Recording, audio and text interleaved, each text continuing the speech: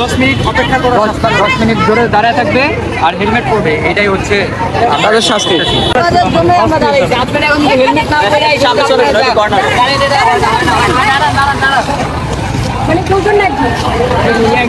একজন তাহলে 10 মিনিট ওখানে যত সিগনালে দাঁড়িয়ে রাখবেন তত সিগনালে তাহলে তো ওটা পরে ব্যাপার। হেলমেট রাখবেন, লাইসেন্স আছে? হ্যাঁ, সবকিছু ঠিক আছে। হেলমেট লাইসেন্স সবকিছু রাখবেন। আমরা আপনাদের জন্য কাজ করতেছি, আমাদের জন্য না। আপনাদের নিরাপত্তা আমাদের কাছে জানতে হবে, বলতে হবে এরকম। আপনারা টান দিয়ে চলে গেলে হবে না, তখন আমরা দৌড় দিয়ে ধরবে আপনারা। আমরা বললেই অনেক কিছু মনে করতে হবে।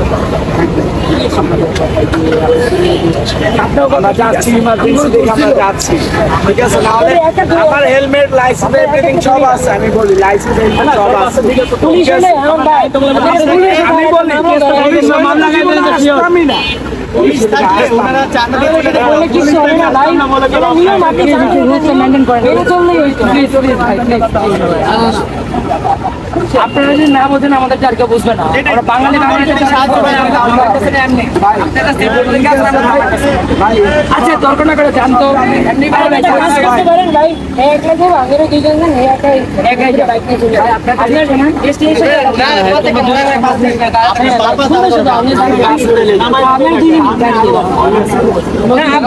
বাইকে 3 জন ছিল, যেহেতু 3 জন ছিল কারো হেলমেট ছিল না, তো এটা শাস্তি আপনারা ছাত্ররা কি দিলেন? সচেতন করতেছে যাতে তারা একটু প্লিজ মাথায় হেলমেট দিয়ে তাদের সেফটির জন্য, সেফটি তো আমাদের না।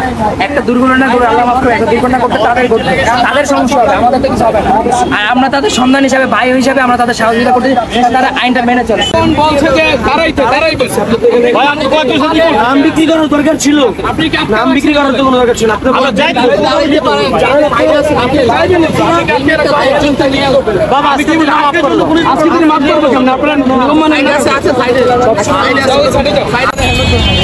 আপনার জীবন দেন না বাজে হবে না, হেলমেট করতে হবে। ট্রাফিক পুলিশের জায়গায় ফিরে আসুক, এটাই কামনা করি। কারণ আসলে গতকাল আজকে আমরা এখানে এসে দাঁড়াইছি, ট্রাফিক পুলিশের কাজ করতেছি, তাদের প্রতি আরো ভালোবাসা বেড়ে গেছে। ট্রাফিক পুলিশ আমরা আবার চাই। এই এলাকাটা হচ্ছে খুবই জ্যামপূর্ণ একটা এলাকা। আমরা চাচ্ছি যে আমাদের এই জ্যামপূর্ণ এলাকাটা যেন এরকম না থাকে। আমরা সকলে সহযোগিতার জন্য আসছি, মানুষ আমাদের জন্য যতটুকু দয়া করতেছে এটাই আমাদের প্রাপ্য। দেশের জন্য যদি একটু কাজ না করি তাহলে অনেক সমস্যার মুখোমুখি হচ্ছে সাধারণ জনগণ। কারণ এখন আইন প্রয়োজনের কোনো লোকই নাই, কারণ অনেক বড় একটা বাধা বিপত্তি গেছে দেশের উপর, এখন কিছু করার নাই, আমাদেরই দেখতে হবে দেশ। এখন আমরাই দেখতেছি সব, ইনশাল্লাহ দেখি ভালো।